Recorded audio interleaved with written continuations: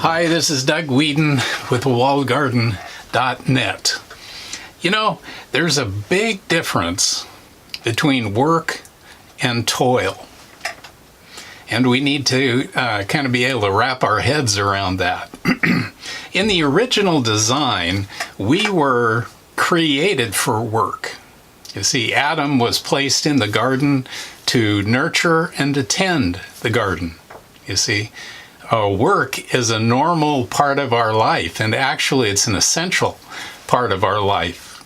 It's a place where we love what we're doing, you see, and you wake up in the morning and can't wait to get out there and do it, and you do all of the things you got to do so that you can get out and get to work. You see, it's the place where time flies, you know, because we're concentrating on this thing, trying to do the best job we can. That's what work means. We actually work harder than we do when it comes to toil, because we're so into it that we just lose ourselves in our work.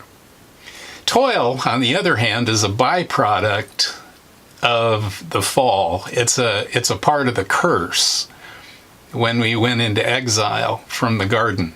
Toil is that tedious attention we have to give to things because, you know, everything's atrophying.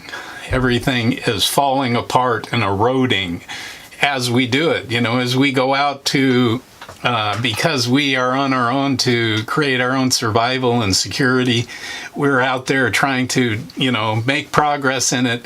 And as we make progress, it's eroding and atrophy is at work, and we're losing ground, you know, and so we have to work harder, you know, and that's the idea of toil.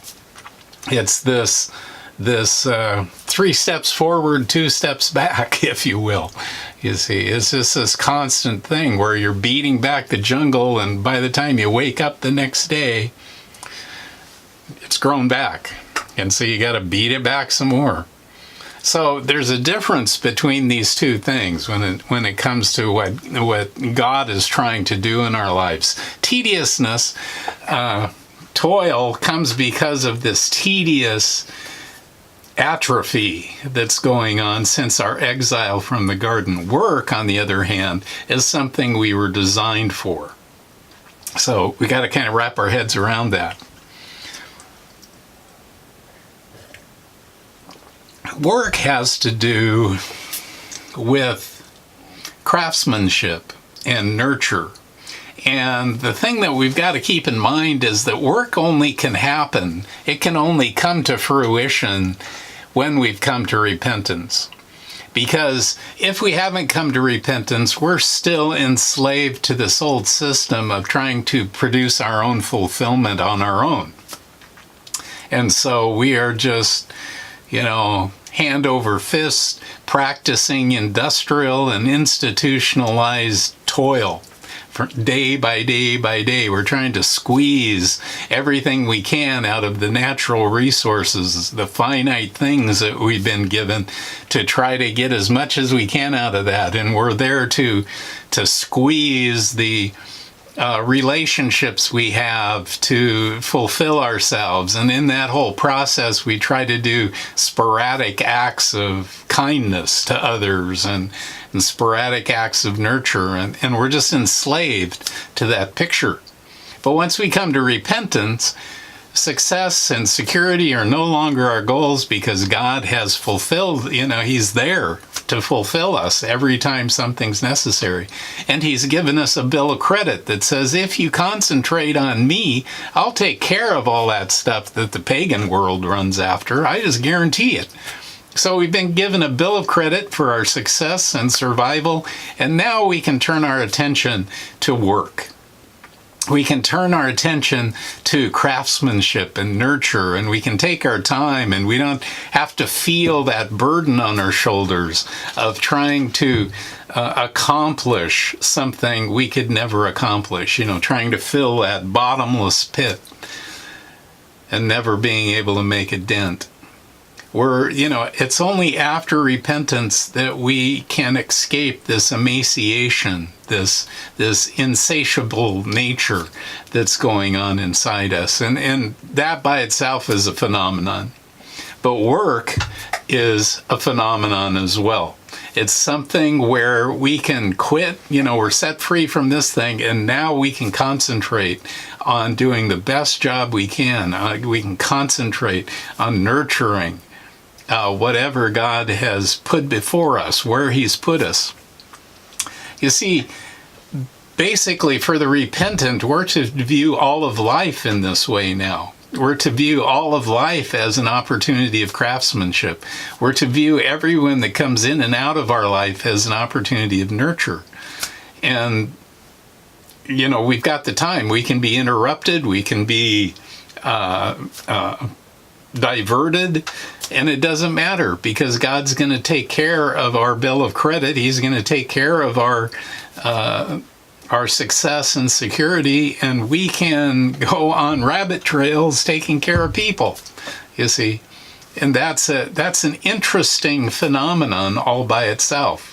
It doesn't happen overnight, because we have to relearn, reorient ourselves, and begin new habits. But the craftsmanship and this nurture were things that were designed in us from the beginning, and we long to go after those things. And we feel like we've been plagued, by toil. So every activity for the repentant, every activity throughout the day, whether you're folding clothes, doing the dishes, fixing food, getting the car running, painting the house, planting the veggies, teaching the kids to read. That one's tedious. Whatever the case may be, all of these things are now acts of craftsmanship, acts of nurture. And it's something that we can just involve ourselves in. And really, the whole point is that all of these things are acts of worship. Our whole life turns into a sequence of activities that are simply acts of worship, because we've turned away from this idolatrous kind of point of view where we are our own God and we're going to supply our success and our security, and it's up to me to figure out by my opinions and education and experience what the next best thing needs to be done so that I get the bills paid and I set aside for retirement. And all of that nonsense can be put aside, you see, and we can just focus our attention on the work that God has put before us, the craftsmanship, the nurture that He's put before us. And as we focus on those things, all of our life, whether it's in the most mundane thing that we're doing to keep things going, or something that's happening behind the scenes, or something that's happening out in public view, it doesn't make any difference. Our craftsmanship, our activities become an act of worship. And that's what Paul's talking about in this section, is that we need to go work with our hands. That doesn't mean that we're to go be diggers of ditches, that sort of thing. It's the idea that we've escaped the life of toil because God has set us free, you see. And now we're a people who can focus our attention on the thing that we were originally designed to do. Become craftsmen and become nurturers, and we have the time to do it, and we have the mentor who will give us the skills and the resources that are needed to do it. And we become a people who are worshiping Him by the hour. I encourage you to step out of the world system, come up for air and take a breath.